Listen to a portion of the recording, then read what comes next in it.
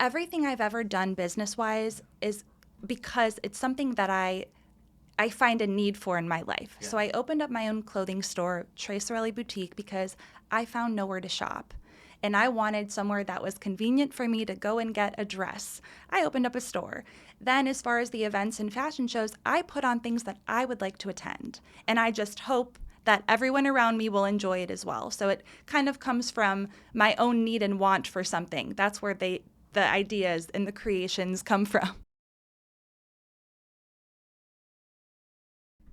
It really is opportunities that have been brought by this podcast that make me so happy. Happy to speak to people like you in a way that I feel like I wouldn't have the opportunity to unless I had a platform like this. And just to remind those that do listen, and the platform is to speak to people who have and make an impact on other people's self-esteem and confidence. And you do that in so many different ways, and why Thank I'm you. excited to ask the question, who is Chrissy Cavotta?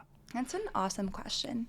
So I've been told that I'm a light by other people. I've also been called like a flowery person in my life. As far as who I think I am just a very determined, motivated, hardworking individual. I love seeing other people shine. I love giving other people their flowers. I love seeing people live in their purpose. Also, I'm a very consistent person, I would say.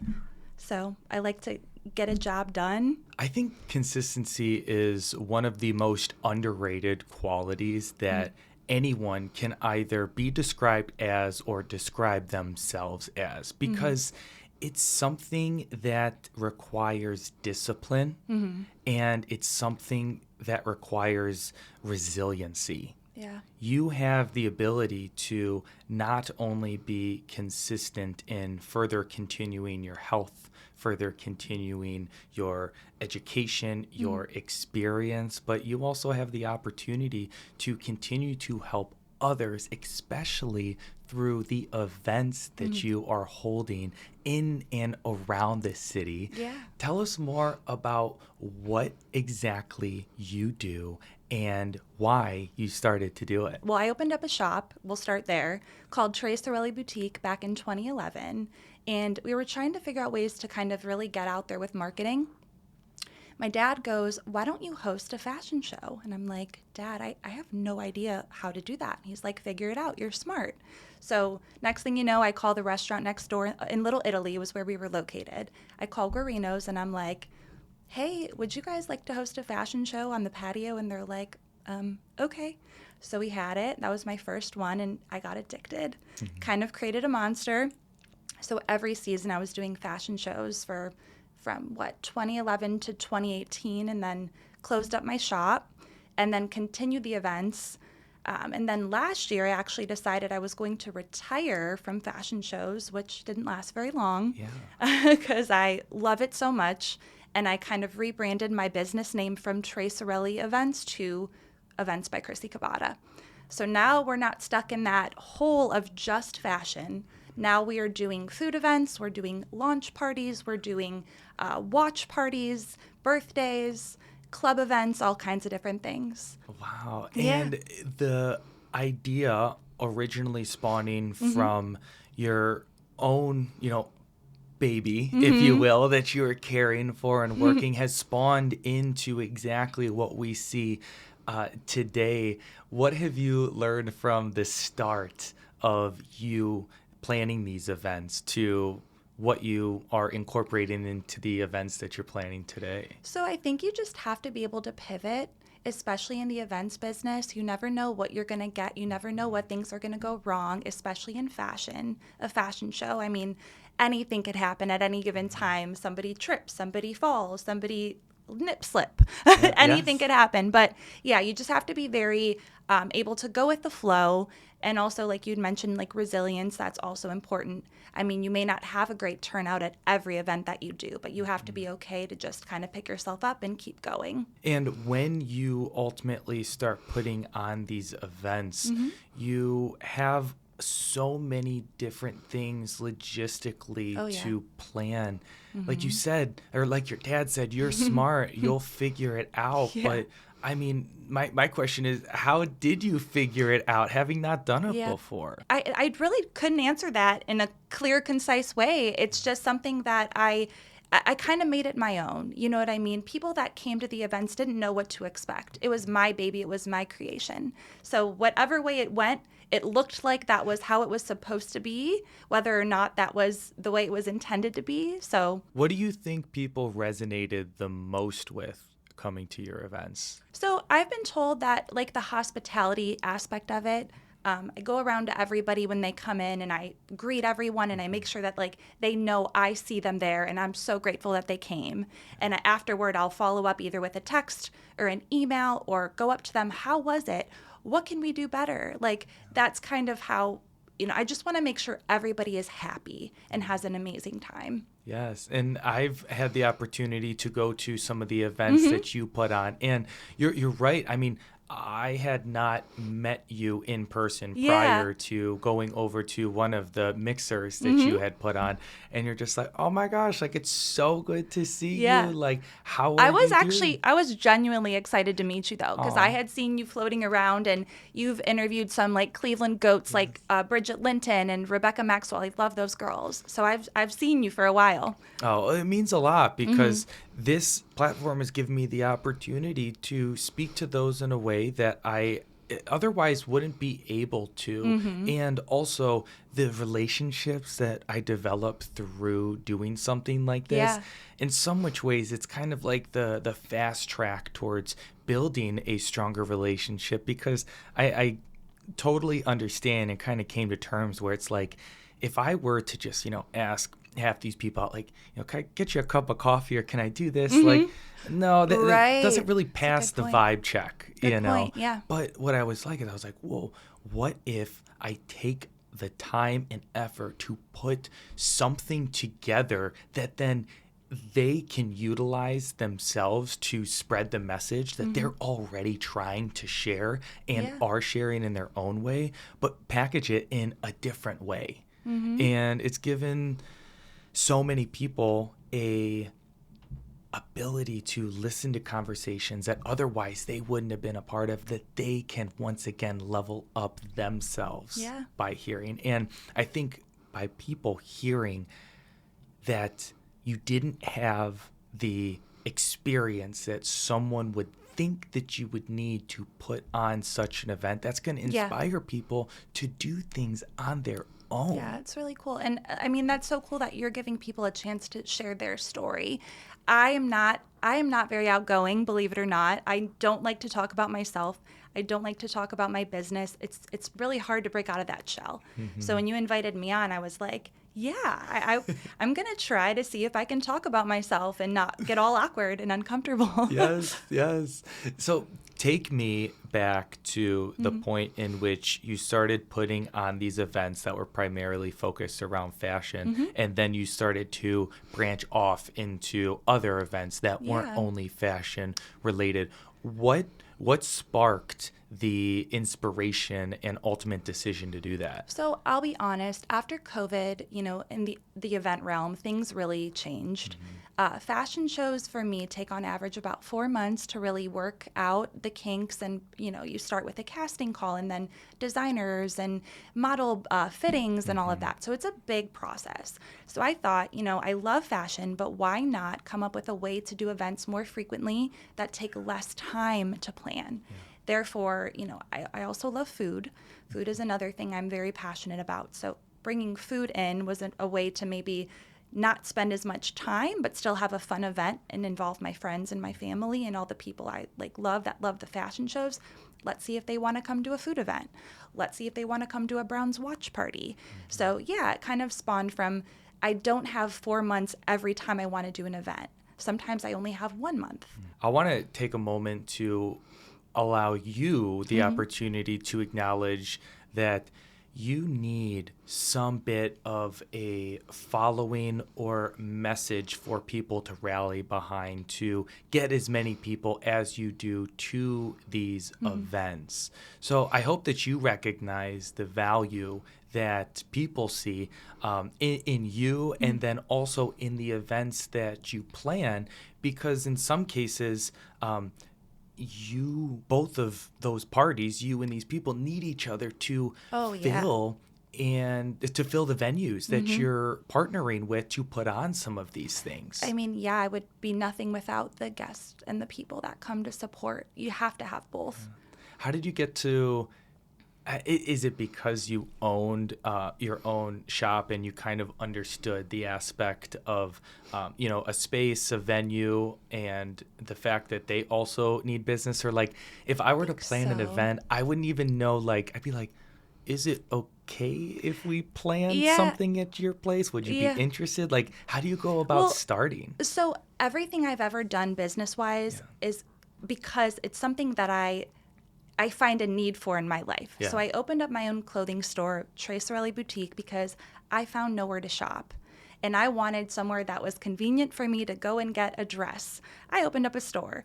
Then, as far as the events and fashion shows, I put on things that I would like to attend. And I just hope that everyone around me will enjoy it as well. So it kind of comes from my own need and want for something. That's where the ideas and the creations come from. Yes, Yeah. yes. And how do you go about developing the relationships that you have with the Yeah. venues that you have partnered with in the past? Yeah, so lucky for me, I do have a pretty good relationship with a lot of the clubs and bars downtown because of my past with them. But as far as new business, I've been lucky. I've gotten a lot of people reaching out to me directly, like they heard about it or, they saw it on Instagram or, with another venue that I was doing. So that's kind of how that's been happening lately. Yes, yes. Now, I was just for the feast a couple weeks Yeah. ago over at Mama Santa's, Yeah. and Our good friends over there. We love them. Tell me more about the relationship that you've developed with them and some of the Yeah. events that you've put on. Yeah, so Antonio Starvaggi is a dear friend of mine. He's one of the owners there.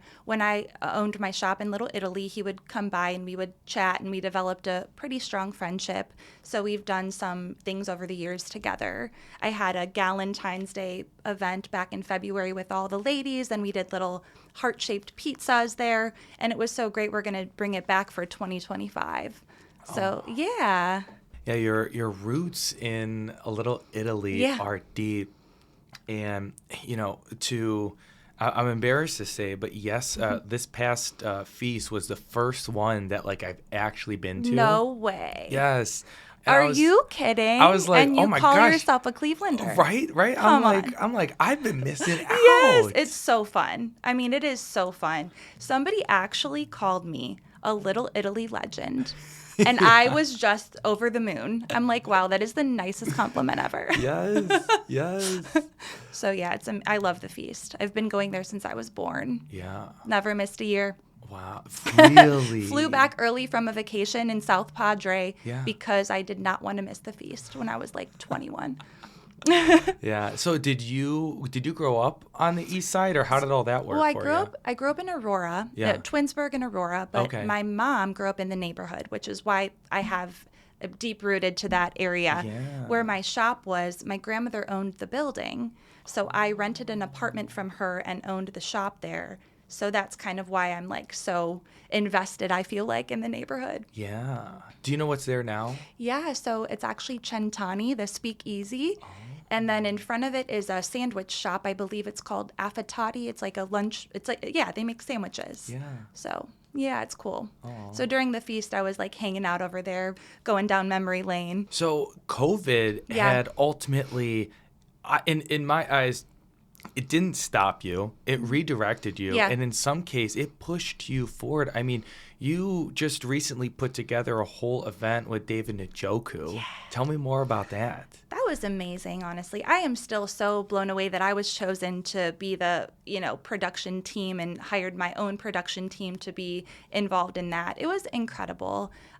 Pretty much a whirlwind. I think we planned it, I might be wrong, but it felt like around 5 or 4 months that we spent working on that event, and being able to work with David was really memorable experience. And then how did David Njoku come in the mix? I don't know if you've noticed his fashion when he walks into the games. He is a fashion icon. Yeah. So we presented it to David and said, would you like to kind of be the face of this? He's just so fashionable. And I mean, the man, he looks good in everything. Yeah. So we figured we can get him on the runway, and it worked out. Now, did the event itself include designers Yes. that were then having the models runway their clothes? Yeah. Okay. So there were 8 total designers. Some were from Cleveland. We had an Akron designer, a Columbus designer, Javon Terrence out of Lorraine. And then, 85 models that hit the runway showcasing the fashion, and including David as one of the models. I know Cleveland has no shortage of good-looking people, Oh, yeah. but, it's like, were all of those people found right here in Cleveland, or did Yes. some of them come from around the area? We held a casting call, and I don't know that everyone is from Cleveland if Yeah. they traveled for the casting. Yeah. But we held a casting call at the ballroom at Park Lane, Yeah. and I think we had over 120 models that showed up that day. It was incredible. Yeah, my friend got married there, so I know exactly where it is. It's gorgeous. Yeah, it Shout out is. to Nicole from there. I love her. She's amazing. Now, when we think about the fashion show itself, Mm-hmm. I mean, we see people going down the runway, but there's so much that's happening Oh my behind the curtain. Yeah. Okay. So give us a little bit of a peek behind the curtain. Do you want the good, the bad, or the ugly? I want it all. Oh my gosh. It is, it takes a special person to be able to remain calm behind the scenes of a fashion show. I'm a calm, patient person, so I think that I'm a very good fit for that role. But, between the designers and the models and the backstage help and the hair and the makeup people, and it's just, I'm trying to think of a word to describe it. It is just complete chaos. Yeah. But it always turns out amazing, for the guests at least, but for us backstage, we're the ones trying to make it all happen. What about the fitting? Okay, you've got 85 people. You've got, you said 8 or some designers. How do the designers ultimately get the clothes that they are looking to show in a way that they are looking for them to be represented? Yeah, and that's tough too, because I like to be all inclusive with different body types. I mean, in Cleveland, we've got tall, short, thicker, thinner, there's all type of different bodies here. So the designers, I think that they're open to utilizing different body types for their clothing. And if they put someone in something that they don't think is a perfect fit, they'll move on to the next item until they get it right. Yeah. So usually the designers are really professional about fitting the models and the items that look best on them. Because in some cases, you're providing them a space to showcase their work. Yeah. You're providing them a canvas to bestow upon their creation for what it is that they are looking to represent based off of their work. Mm-hmm. Yeah. Yeah, it's a great way to look at it. You're exactly right. There's just so much that goes into it, and I can't help but think that, 9 out of 10 people would be extremely overwhelmed, in which you are the one where you say, hey, listen, I know that there's a lot of crazy stuff going on, but it's going to be fine. We're all going to be fine. Chill out. Well, I also have been doing it for, I hate to age myself, I always do this, but over a decade. Is that right? So that's probably why, but I cannot do it alone. I have an incredible team that I work with that work, alongside of me to help me stay calm. And I have my moments that I have to step outside and kind of lose it a little bit and have a breakdown, and, but then I come back to life and I get through it. Well, and I like to see that you're having fun throughout the process as well. So fun. One of the things that was the most fun for me to see were the golden tickets that were given out. Oh my gosh. Yes. That was, you did your research. Oh, I see, it's funny that you say that, and I'll say this once and then we'll move past it, but it's just like, some people enjoy to read. Some people enjoy, I don't know. There are so many different things that people enjoy doing, but it's like, I like keeping up with people's lives in social media. That's awesome. Every single one of the people I've had on the podcast has given me some bit of, not only personal validation, but validation amongst the other people here in Cleveland, because it gives me the chance to further the conversation. No, that's amazing. You definitely are making an imprint, and people know who you are. Thank you. Yeah. Yeah. But yeah, no, the golden ticket idea was Yes. super fun. Yeah, so I did that on a smaller scale back in March when I had my casting call for my summer show. Yeah. My golden tickets were about that big and little tiny paper golden tickets, and I was giving them out. So we decided to take that and kick it up a notch or a couple notches. And at the casting for the gala, we gave out jumbo size golden tickets. Yes. So David actually was having a blast with it too, and loved giving them out. We had to end up pulling more than we originally planned because it was just such an adrenaline rush. Yeah. I mean, the models came for a spot in the show, and giving them that confirmation right then and there was an amazing feeling. Yeah. Like, it made us, I literally got emotional. I mean, I'm emotional anyway, but I cried giving some away. Yeah. Seeing some of the models I've worked with over the years, getting one, they were like, it was like a surreal feeling. Yeah. And that is a feeling that each and every person who received such a privileged award is going to cherish for the rest of their lives. Or at the very least, they're going to remember how you made them feel. Yeah. And or how David Njoku made them feel. Right. I More mean, like that's awesome. David, not me. But it's fun. It's Yeah, fun. so cool. And you need to be able to have fun to continue to do the things that not only that you thought that you liked, but really you need to be able to continue to have fun to make sure that you don't burn out. 100%. And I struggle with that a lot because I do put a lot on my plate.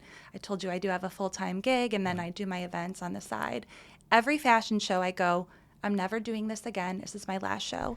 And then after that, people are like, when's your next show? I'm like, oh, probably a couple months.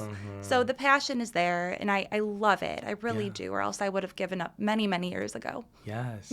So what do you think is next for yourself?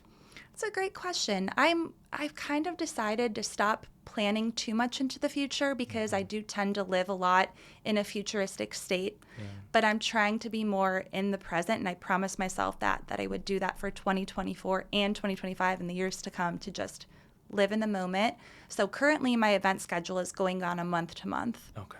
But we are planning the 2025 gala. Yes. So we're doing it again. Nice. With the gala specifically, what are you taking from that is definitely going to shape the direction of this next one? I think that 85 models was a bit much. So I think we're going to scale that back a little bit. Yeah. And then there was, of course, some behind the scenes type of things that we need to work through a little bit better. And I think we're going to start planning in maybe December. Okay. So we have way more time to really get it down to how we want it. So yeah, because how much time did you say that it was from start to to finish? I think we only had 4 or 5 months, but I think we need more than that. I would be interested to know the amount of input that you get. I would say, unwarranted advice, like follow your gut on a lot of these things, because I could almost imagine that they see how successful this last one was, and they say, oh, well, you should try this or you should do that. And you're just going to have to say, listen, I appreciate it. I will definitely take that into account, because I'm sure that you are more than willing to hear ideas and take pieces of advice. But you're just like, listen, I got this. Yeah, and I would love to hear some more feedback from the attendees. I would really like to know what they enjoyed and what they didn't enjoy, or if there was any like lulls throughout the event that they were kind of like, tapping their feet, like, let's move on. But I would love to know that. So if anybody knows any of those answers, let me know. But it's kind of funny to think about, because part of what it is that you're dealing with behind the curtain, there may be a fire going on in the back, but you're never going to know. No. You're never If anything, gonna know. You may just be like, okay, like what's going on? Why isn't anyone out? I mean, I've had models break heels. I've had dresses burst open. I've seen it all, but we always make it work. Yes. I mean, designers are back there sewing right before. So outside of the fashion events, can you talk more about some of the other ones that you've done? Yeah, for sure. One that really stands out to me was my very first one that I launched under my new business name. It was at Treepy. Have you heard of it? In Ohio City? No. Italian restaurant, fairly new, within maybe the last maybe 2 years or so. But my friend Anthony Zappola is the owner, and we collaborated to have I believe it was like an 8-course dinner, and it was awesome. I mean, he went all out. We did 5 different pastas, we did 3 different desserts, we did like a pork roast. It was great. And then you just got done not too long ago doing one over at the Velvet Dog, isn't that right? It was Camp Velvet, and we Yes. did like a camping theme, which was people really liked that one. And I just, once again, want to take a moment so that you can understand that you are not only providing a opportunity for people to participate in something fun, but like you really are creating a community, even if it's within the venues that are providing the space that otherwise wouldn't be the way that they are if you weren't the one that were helping put them on. So I hope you recognize what it is that you're doing. It's really nice to say. I that's awesome. If that's what's happening there, then like I love that.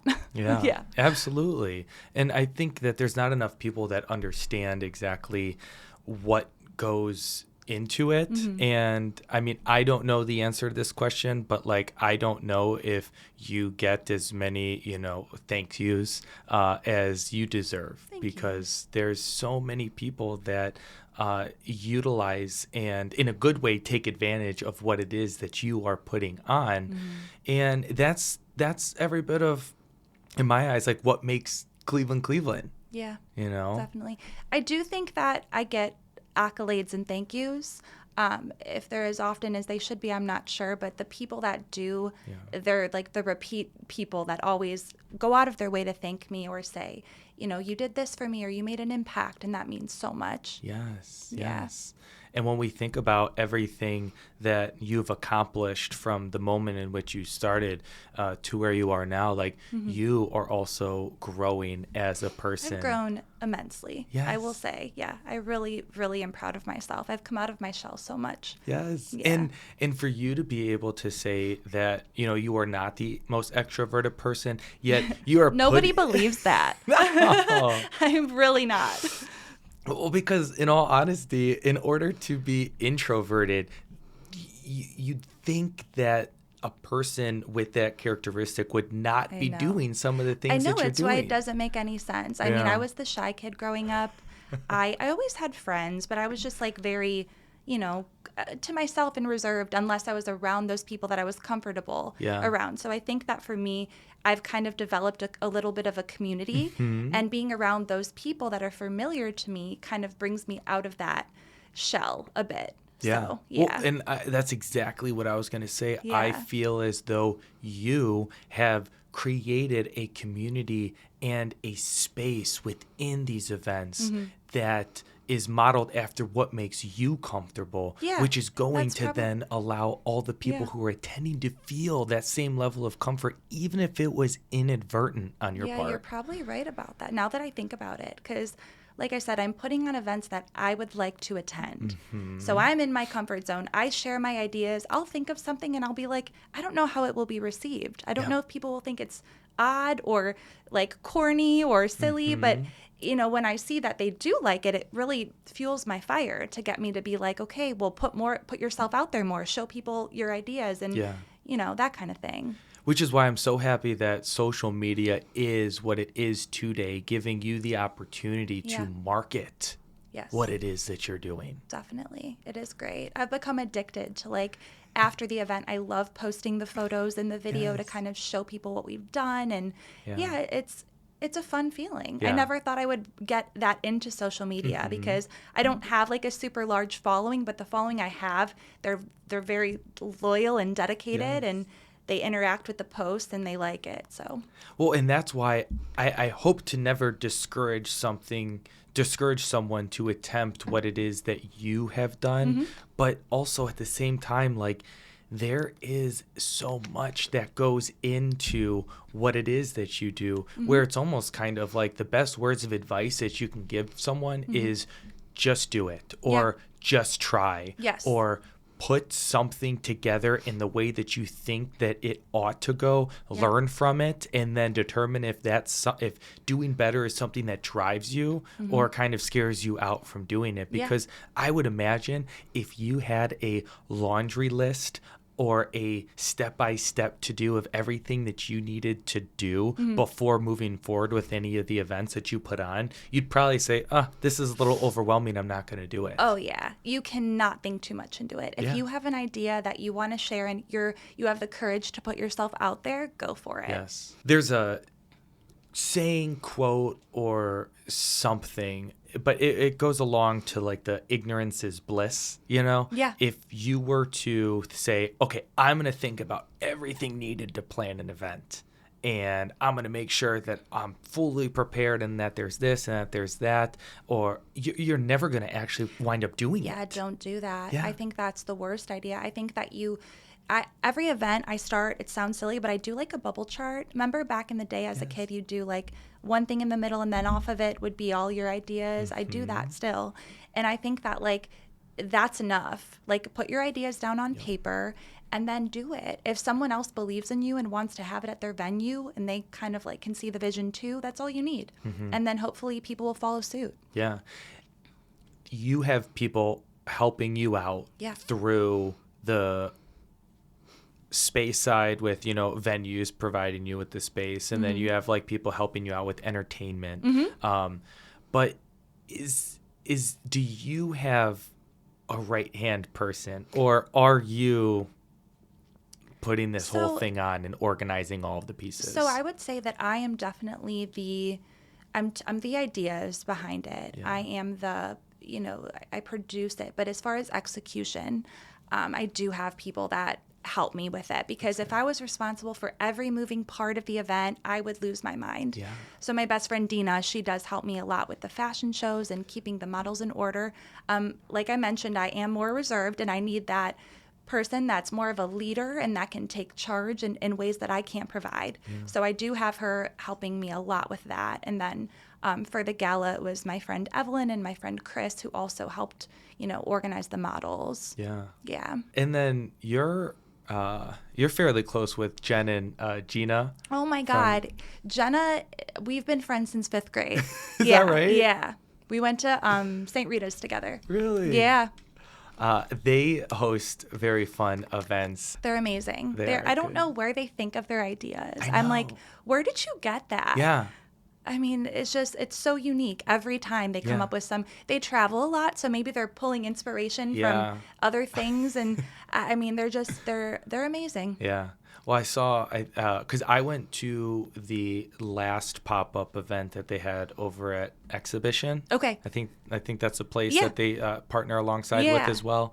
And they're like, yeah, we want to get on the podcast. And I was like, okay, let's get you on sooner than later. Yeah. And they're like, okay, but it's got to be after we come back from Greece. Oh my gosh. So, I'm like, how long are you guys going to be there? 3 weeks? I know. And that podcast will probably be hilarious because them two, they're so entertaining.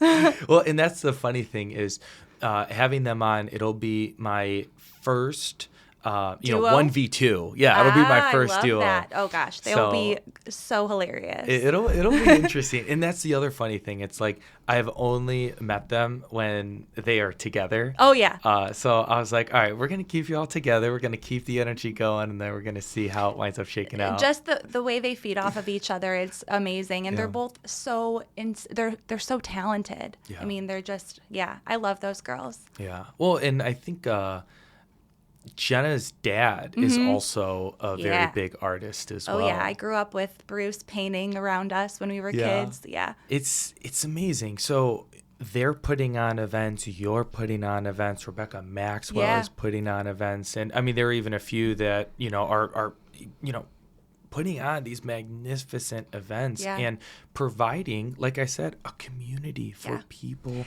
to participate in. It's so cool, though, because everyone's got, like, a niche. Yes. I mean, although I'm kind of known for my fashion, I'm trying to get out of just fashion, but, like, Jenna and Gina with the artsy and the streetwear, and then Rebecca with the women empowerment events. I mean, it's just it's so cool to see in our city. Well, and then you've got Cleveland Vibes with all the events that they're doing. Yep, love them. It's amazing. Yeah. And I think that's why, some people say, oh, Cleveland's Cleveland, or Cleveland will always beat Cleveland. I go, no, like Cleveland's great. I mean, there's so much to do here every weekend anymore. Yes. And what was it, in June, there was fashion shows every single weekend in Cleveland. How does that make any sense? Right. We're doing so much here. were definitely slept on. Absolutely. And that's where one of the girls, her name's Jada Taylor. I had her on the podcast. She owns the Mix Studio. Oh, cool. And Okay. I was just kind of like, all of this is literally in our backyard. Yeah. It's right here. We have so many pockets too. It's like we have Hingetown, we have Ohio City, we have Little Italy, Coventry. I mean, it's like such an artsy, culture-filled area. Yeah. And I really like how much these places are developing and continuing to provide for all of us. Specifically with me, it's the food. You know, Ugh, I love food. Yeah, because I mean, gosh, if I have a single, like one more chain restaurant that comes in, I'm just I like, deliberately oh. avoid chains at all costs. I'm Yeah. like, let's go to the most obscure Yes. restaurant that no one goes to. Yeah, but it's like with me being a little bit further out in Westlake, it's like you don't really start to experience some of the places that we are talking about until you get closer to like you said, Hingetown, West 25th, or like the Tremont area. I can't remember if I said like Lakewood, but like all of those places, like that's the place to be if you want to experience more of a food based off of, in some cases, the culture surrounded by the area. Yeah. You could take a little walk around and not just go to a restaurant, but like there's always little shops or photo ops, things to do. Yeah. Have you ever been to Cloak and Dagger?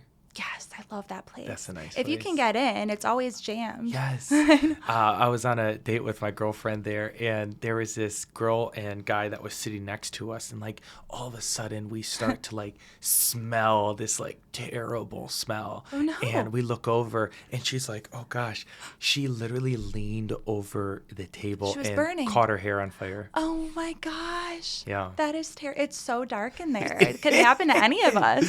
Yes. It's such a vibe though. Every time I is. go in, I'm like, am I going to get in? Because it's so exclusive. Yeah. There's that, and then Literary Tavern's right down the street. Yeah. Yep. That's a good spot. And then the High and Dry, that's always a good High spot. and Dry. I've never been to No? that. No. Oh, you got to check it out. That's a good spot What's too. another one down there that you can like mix your own drinks? Is Huh. that Flying Monkey? No, not that one. But there's one place down there that I guess you can like mix your own Oh, really? combinations or something. It's not what you were talking about, but have you heard of Amazonia? I've not been there yet, but I've heard. Yeah. You Good. You walk into a place like Amazonia, you don't even feel like you're in Cleveland, let alone the United States. What? Yeah. Me and my boyfriend love food. Yes. We are always on the hunt for like somewhere to get a good meal. So Yes, yes. Yeah. Well, and that's why it's hard to stay away from somewhere like Little Italy because of how great the food is. I know. Yeah, Mia Bella is one of my favorites. Yes, yes. And I'm a sucker for the espresso martinis. Oh as yeah, well. yeah. I've only had them a couple times. I don't like coffee drinks or coffee desserts, really. Really? Yeah, I know, right? I don't know if this constitutes as like a coffee dessert, but what about like tiramisu? That's the one thing if it's a good one, I do like it, but I, for some reason, Yeah. don't love the coffee taste. I know. Okay. I'm such a weird Italian. That is, I will say that's strange in my eyes because like whether it's coffee ice cream or coffee know. alcoholic drinks or coffee know. dessert, I am about it. Really? I'm Yeah. just a shameful Italian because I don't like tomatoes by themselves. Yeah? I can't drink red wine because I am allergic to the sulfates. Really? I don't love onions and I don't love garlic. How'd you find out about the wine? I would get terrible headaches after drinking red wine. The next day it was like pounding. Yeah. And I found out that it was like I think it's the sulfates in the Yeah. red wine that don't work for me. Wow. But I love white wine. Yeah. Oh, that's fun. Well, your roots within your Italian heritage speak to the care that you put into each and every one of the events that you host, and you can feel that when you are there experiencing the events, and then you can also hear it in the way in which you talk about it. And it's kind of why I wanted to open up into this next question, and that is, what makes Chrissy smile? I always joke that my favorite things in life start with the letter F, and I'll tell you why. Family, friends, fashion, food, fitness, fall, football, and fun. There you Anything in the F category.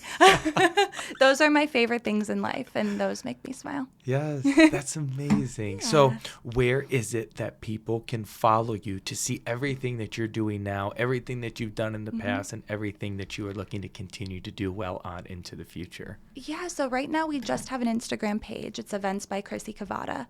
And that's pretty much all we're focusing on right now. No website, nothing else. Yeah. So Awesome. Yeah. Well, once again, thank you so much for Yeah. the opportunity to share your story and everything that you do for not only the people here in Cleveland, because quite frankly, your impact stretches so much further beyond that. And for all of those that can't thank you, I will. Thank you for all that you do. thank you so much. This was so fun. Yeah. Thank you. Thank you.